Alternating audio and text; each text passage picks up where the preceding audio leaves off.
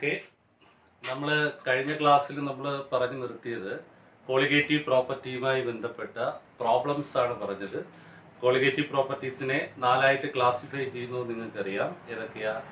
Relative lowering in vapour pressure, elevation in boiling point, depression in freezing point and osmotic pressure. ഈ നാല് colligative പ്രോപ്പർട്ടീസിൽ രണ്ട് colligative പ്രോപ്പർട്ടിയുടെ ഓരോ problems വീതം നമ്മൾ ചെയ്തിട്ടുണ്ട്. ഓക്കെ, ആ രണ്ട് പ്രോബ്ലംസിൽ സംശയങ്ങളൊന്നും കാണില്ല. അടുത്ത നമ്മൾ മൂന്നാമത്തെ പ്രോബ്ലം ചെയ്യാണ്, depression in freezing point. Okay, ആ പ്രോബ്ലം ഇതാണ്, ഞാൻ ബോർഡിൽ എഴുതിയിട്ടുണ്ട്. 1 gram of non electrolyte solute is dissolved in 15 gram of benzene. 1 gram of non electrolyte solute is dissolved in 15 gram of benzene. Lowered the freezing point of benzene by 0.4 K. The freezing point depression constant is 5.12 K. Find molecular mass of solution. അപ്പോൾ നമുക്കറിയാം depression in freezing പോയിന്റിൽ molecular mass of solute MB calculate ചെയ്യേണ്ട equation നമുക്കറിയാം. എന്താ? MB equal to KF into WB into 1000 divided by delta TF into WA. ഇത് നമ്മൾ ഡെറിവേഷനിൽ പഠിച്ചിട്ടുണ്ട്. എന്താണ്? മോളിക്കുലാർ മാസ് ഓഫ് സൊല്യൂട്ട് കണ്ടുപിടിക്കാനുള്ള സമവാക്യം പഠിക്കുക. MB ഈക്വൽ ടു എന്താ? KF into WB into 1000 divided by delta TF into WA. ഇനി നമുക്ക് നോക്കാം. 1 gram of non electrolyte solute. അപ്പൊ നമുക്ക് സൊല്യൂട്ട് തന്നിട്ടുണ്ട് എന്ന് പറഞ്ഞാൽ WB. എന്താണ് WB എന്ന് പറഞ്ഞാൽ? Mass of the solute. എത്ര ഗ്രാം? 1 gram അല്ലെ? Is dissolved in 15 gram of benzene. 50 gram of benzene. അപ്പൊ നമുക്ക് എന്ത് തന്നിട്ടുണ്ട്? WA എന്ന് പറഞ്ഞാൽ മാസ് ഓഫ് ദ സോൾവെന്റ്. എത്ര? 15 gram. Okay, clear. അപ്പൊ WB തന്നിട്ടുണ്ട്, WA നമുക്ക് ക്വസ്റ്റ്യൻ തന്നിട്ടുണ്ട്. ഓക്കെ, പിന്നെ എന്താ പറഞ്ഞിട്ടുള്ളത്? The freezing point of benzene by 0.4 K. നമുക്ക് എന്ത് തന്നിട്ടുണ്ട്? ഫ്രീസിംഗ് പോയിന്റ് എന്ന് പറഞ്ഞാൽ delta TF. Depression in freezing point ആണ്. ചിലപ്പോൾ ക്വസ്റ്റ്യനിൽ ഫ്രീസിംഗ് പോയിന്റ് എന്ന് മാത്രമേ തരുള്ളൂ. അപ്പൊ ഡെൽറ്റ TFന്റെ വാല്യൂ എത്രയാണ്? 0.4 K ആണ് നമുക്ക് തന്നിട്ടുള്ളത്. Okay, clear.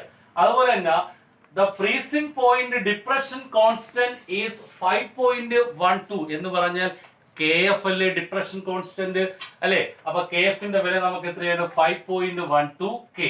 അപ്പൊ നമുക്ക് എല്ലാ വാല്യൂസും കിട്ടി. ഓക്കെ, ഇനി നമുക്ക് സബ്സ്റ്റിറ്റ്യൂട്ട് ചെയ്താൽ പോരെ.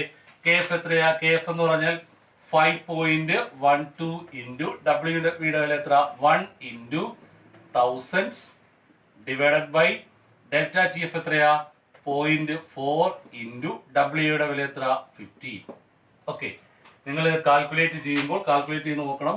256 എന്ന് ഒരു ആൻസർ കിട്ടും. എത്രയാണ് കിട്ടുന്നത്? 256 ഗ്രാം. ഓക്കെ, ക്ലിയർ ആയല്ലോ. അപ്പോ ഈ പ്രോബ്ലം നോക്കുക. ഇത് എക്സാമിന് ചോദിച്ച സെയിം പ്രോബ്ലം ആണ്. ഒരിക്കൽ കൂടെ ഞാൻ പറയാം. ഇതെന്താ കണ്ടുപിടിക്കാനുള്ള? ഡിപ്രഷൻ ഫ്രീസിംഗ് പോയിന്റ് എന്ന് പറയുന്ന കോളിഗേറ്റീവ് പ്രോപ്പർട്ടിയുമായി ബന്ധപ്പെടുത്തി അതിന്റെ മോളിക്കുലാർ മാസ് ആണ് നമുക്ക് കാൽക്കുലേറ്റ് ചെയ്യേണ്ടത്. ക്വസ്റ്റ്യൻ എന്താ പറയുന്നത്? 1 gram of non-electrolyte solute is dissolved in 15 gram of benzene. Lowered the freezing point of benzene by 0.4 K. The freezing point depression constant is 5.12 K. Find molecular mass of solution. അപ്പം നമുക്ക് depression in freezing പോയിന്റിന്റെ molecular mass കണ്ടുപിടിക്കാനുള്ള സമവാക്യം MB equal to എന്താ? KF into WB into 1000 divided by delta TF into WA.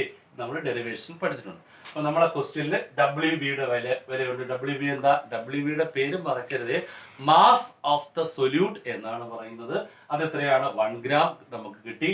WA എന്ന് പറഞ്ഞാൽ mass of the solvent ആണ്. അത് 15 gram ആണ്. Delta TF depression of freezing point ആണ്. അല്ലെങ്കിൽ നമ്മളെ ക്വസ്റ്റ്യനിൽ ഫ്രീസിംഗ് പോയിന്റ് എന്ന് മാത്രമേ കാണുള്ളൂ. അത് ഡിപ്രഷൻ ഇൻ ഫ്രീസിംഗ് പോയിന്റ് ആണ്. 0.4 K ഉണ്ട്. അതുപോലെ തന്നെ നമുക്ക് KF അല്ലെ, മോളാർ ഡിപ്രഷൻ കോൺസ്റ്റന്റ് അല്ലെങ്കിൽ എബിലൂസ്കോപ്പിക് കോൺസ്റ്റന്റിന്റെ വില എന്ന് പറയുന്നത് 5.12 ആണ്. അപ്പൊ എല്ലാ വാല്യൂസും നമ്മളെ കയ്യിലുണ്ട്. നമ്മൾ ഇക്വേഷനിലോട്ട് സബ്സ്റ്റിറ്റ്യൂട്ട് ചെയ്യുക. ഇത് കാൽക്കുലേറ്റ് ചെയ്യുമ്പോൾ നിങ്ങൾക്ക് എത്ര കിട്ടും? 256 എന്ന് കിട്ടും. ഓക്കെ, ഇത് എക്സാമിന് ചോദിച്ചാണ്. ഓക്കെ, ക്ലിയർ ആയല്ലോ. അപ്പം മൂന്നാമത്തെ കോളിഗേറ്റീവ് പ്രോപ്പർട്ടീസിന്റെ പ്രോബ്ലവും നമ്മൾ ചെയ്തു.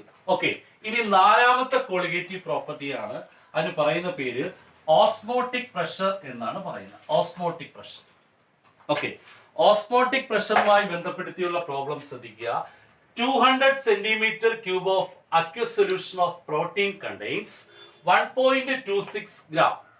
The osmotic pressure of such solution at 300 Kelvin is found to be 2.57 into 10 raised to minus 3 bar. Calculate molecular mass of protein. അല്ലേ? അപ്പോൾ ഓസ്മോട്ടിക് പ്രഷർ കണ്ടുപിടിക്കാനുള്ള ഇക്വേഷൻ MB എന്താ? WB into RT divided by pi V. Okay, അപ്പോൾ osmotic പ്രഷറിന്റെ നമ്മൾ colligative property കണ്ടുപിടിക്കാനുള്ള equation എന്താണ്? WB into RT divided by എന്താ? pi V. Okay, നമുക്കറിയാം WB യുടെ വില എത്രയാ? WB എന്ന് പറഞ്ഞാൽ മാസ് ഓഫ് ദ സൊല്യൂട്ട്. എത്രയാ നമുക്ക് തന്നിട്ടുള്ള? 1.26 ഗ്രാം. ഓക്കെ, അതുപോലെ തന്നെ 200 സെന്റിമീറ്റർ ക്യൂബ്. അപ്പൊ നമുക്ക് വോളിയം തന്നിട്ടില്ലേ? വോളിയം സമം എത്ര? 200 സെന്റിമീറ്റർ ക്യൂബ്. അതിലിട്ട് തന്നെ ചെയ്യുക. ഓക്കെ, ഇനി നമുക്ക് പൈ എന്താ പറയുന്നത്? ഓസ്മോട്ടിക് പ്രഷറിനെ ഡിനോട്ട് ചെയ്യുന്ന ലെറ്റർ അല്ലേ പൈ? നോക്കുക, എന്താണ്? The osmotic pressure of such solution at 300 Kelvin is found to be 2.57 into 10 raised to minus 3 bar. അപ്പൊ പൈയുടെ വില എത്രയുണ്ട്? 2.57 into 10 raised to minus 3. Okay, ഇനി നമുക്ക് ടെമ്പറേച്ചർ പറഞ്ഞിട്ടില്ലേ? ടെമ്പറേച്ചർ എത്രയാണ്? 300 കെൽവിൻ. ഓക്കെ, ടെമ്പറേച്ചർ എത്രയാണ്? 300 കെൽവിൻ. ഇനി ഒരു വാല്യൂ കൂടെ നമുക്ക്, അത് ചിലപ്പോൾ ക്വസ്റ്റ്യനിൽ തരണമെന്നില്ല. ആർ. എന്താണ് ആറിന് പറയുന്ന പേര്? യൂണിവേഴ്സൽ ഗ്യാസ് കോൺസ്റ്റന്റ് എന്നാണ്. ആറിന്റെ വാല്യൂ പഠിക്കുക. എത്ര? 8.314 ജൂൾ. നമ്മൾ പ്ലസ് വണ്ണിലെ പഠിച്ചിട്ടുണ്ട്. ആറിന് 4 വാല്യൂസ് ഉണ്ട് അല്ലെ? ഇത് ജൂളിലുള്ള വിലയാണ്. ഇനി ബാറിലുള്ള വിലയുണ്ട് 0.083 ബാർ. അതാണ് ക്വസ്റ്റ്യൻ പേപ്പറിൽ തന്നിട്ടുള്ളതെങ്കിൽ ആ വില തന്നെ നമ്മൾ അപ്ലൈ ചെയ്യണം. അല്ലെങ്കിൽ നമ്മൾ എന്ത് എടുക്കുക? ആർ ഈക്വൽ ടു എന്താ? 8.314 ജൂൾ. Okay, clear. ഇനി നമുക്ക് ഡയറക്റ്റ് ആയിട്ട് ക്വസ്റ്റ്യനിലോട്ട് അല്ലെങ്കിൽ ഇക്വേഷനിലോട്ട് സബ്സ്റ്റിറ്റ്യൂട്ട് ചെയ്യാം. MB ഈക്വൽ ടു WB എത്ര? 1.26 ഇൻറ്റു ആറിന്റെ വില എത്രയാടാ? 8.314 ഇൻറ്റു ടെമ്പറേച്ചർ എത്രയാ ക്വസ്റ്റ്യനിൽ പറഞ്ഞിട്ടുള്ളത്? 300 kelvin divided by pi means osmotic pressure എത്രയാ? 2.57 into 10 raised to minus 3 into volume എത്രയാ പറഞ്ഞിട്ടുള്ളത്? 200 സെന്റിമീറ്റർ ക്യൂബ്. ഓക്കെ, ഇതിനെ നമ്മൾ കാൽക്കുലേറ്റ് ചെയ്ത് എടുക്കുമ്പോൾ നമുക്ക് കിട്ടുന്നത് 57.5 എന്നാണ് കിട്ടുന്നത്. നിങ്ങൾ കാൽക്കുലേറ്റ് ചെയ്ത് നോക്കുക. 57.5 എന്ന് കിട്ടും. ഓക്കെ, സംശയമില്ലല്ലോ. ഞാൻ ഒരിക്കൽ കൂടെ പ്രോബ്ലം പറയാം. 4 കോളിഗേറ്റീവ് പ്രോപ്പർട്ടീസിലെയും ഓരോ പ്രോബ്ലംസ് വീതം നമ്മൾ ചെയ്തിട്ടുണ്ട്. ലാസ്റ്റ് കോളിഗേറ്റീവ് പ്രോപ്പർട്ടീസിൽ നമുക്ക് പറയുന്നത് എന്താ? 200 centimetre cube of aqueous solution of protein contains 1.26 gram. The osmotic pressure of such solution at 300 Kelvin is found to be 2.57 into 10 raised to minus 3 bar. Calculate molecular mass of protein. അപ്പോൾ osmotic pressure കണ്ടുപിടിക്കാനുള്ള അല്ലെങ്കിൽ osmotic പ്രഷറിന്റെ molecular mass കണ്ടുപിടിക്കാനുള്ള സമവാക്യം MB equal to എന്താ? WB into RT divided by pi V. അവിടെ നമ്മൾ derivation ചെയ്തിട്ടുണ്ട്. Okay, WB എന്താണെന്ന് അറിയാമല്ലോ? മാസ് ഓഫ് സൊല്യൂട്ട് എത്ര നമുക്ക് തന്നിട്ടുണ്ട്? 1.26 ഗ്രാം ക്വസ്റ്റ്യനിൽ തന്നിട്ടുണ്ട്. വോളിയം എത്രയാ പറഞ്ഞിട്ടുണ്ട്? 200 സെന്റിമീറ്റർ ക്യൂബ്. അപ്പോൾ V ഈക്വൽ ടു എത്ര? 200 സെന്റിമീറ്റർ ക്യൂബ്. അതുപോലെ തന്നെ പൈ എന്ന് പറഞ്ഞാൽ എന്താ? ഓസ്മോട്ടിക് പ്രഷർ ആണ്. ഓസ്മോട്ടിക് പ്രഷർ എത്രയാണ്? 2.57 into 10 raised to minus 3. അതുപോലെ തന്നെ ടെമ്പറേച്ചർ നമുക്ക് പറഞ്ഞിട്ടുണ്ട് എത്രയാ? 300 കെൽവിൻ. ആറിന്റെ വിലയില്ല. ആറിന് പറയുന്ന പേരെന്താ? യൂണിവേഴ്സൽ ഗ്യാസ് കോൺസ്റ്റന്റ് എന്നാണ് പറയുന്നത്. ആറിന് 4 വാല്യൂസ് ഉണ്ട്. നമ്മൾ 2 വിലകളെങ്കിലും പഠിച്ചു വെക്കുക. ജൂളിലുള്ള വില എത്ര? 8.314 ജൂൾ. ബാറിൽ എത്രയാ? 0.083 ബാർ. ഏതാണ്? ചിലപ്പോ ചില സമയങ്ങളിൽ ക്വസ്റ്റ്യൻ പേപ്പറിൽ ആറിന്റെ വാല്യൂ നമുക്ക് തരും അല്ലെ? അപ്പൊ ഏതാണോ നമുക്ക് തന്നേക്കുന്ന വാല്യൂ അതിട്ട് ചെയ്യുക. ഇപ്പൊ തരാത്തോണ്ടാണ് നമ്മൾ എന്താ ചെയ്തത്?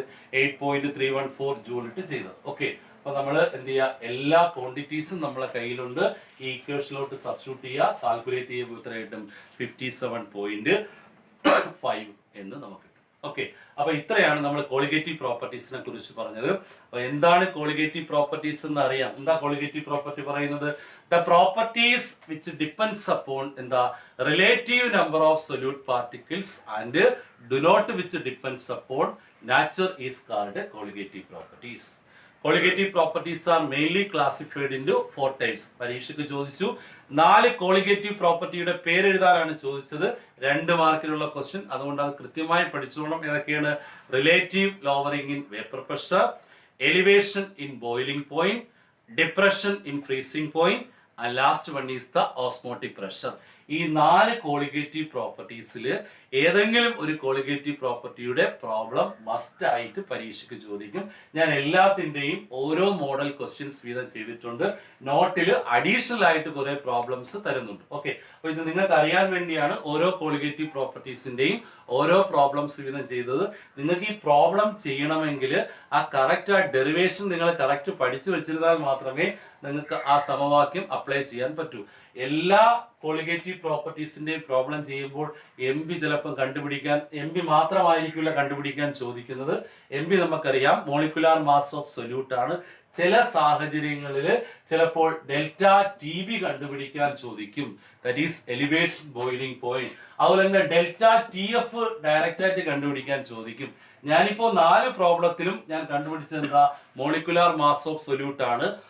ഇത് മാത്രമായിരിക്കില്ല പ്രോബ്ലത്തിൽ ചോദിക്കുന്നത്. ഡെൽറ്റ TB കണ്ടുപിടിക്കാൻ ചോദിക്കും, ഡെൽറ്റ TF കണ്ടുപിടിക്കാൻ ചോദിക്കും, ചിലപ്പോൾ പൈയുടെ വില ഓസ്മോട്ടിക് പ്രഷർ എത്രയാണെന്ന് കണ്ടുപിടിക്കാൻ ചോദിക്കും. അതുകൊണ്ട് ഇതെല്ലാം അഡീഷണൽ ആയിട്ട് നമ്മൾ പ്രോബ്ലം ചെയ്യുമ്പോൾ ചെയ്യും. ഇത് ഇത്രയും നന്നായിട്ട് നോട്ട്ബുക്കിലോട്ട് എഴുതിയെടുത്ത് നിങ്ങൾ ഓരോ പ്രാവശ്യം ചെയ്ത് നോക്കുക. സംശയം ഉണ്ടെങ്കിൽ ചോദിക്കുക. ഓക്കെ, അപ്പൊ ഇത്രയാണ് നമുക്ക് ഇന്നത്തെ നമ്മൾ നോക്കുന്നത്. അടുത്ത ക്ലാസ്സിൽ നമുക്ക് അടുത്ത ഒരു ടോപ്പിക്കുമായിട്ട് വരാം. ഏകദേശം ഈ ചാപ്റ്റർ നമ്മളൊരു 80% ആയിട്ടുണ്ട്. ഇനി കുറച്ച് ഭാഗം കൂടെ മാത്രമേ ഉള്ളൂ.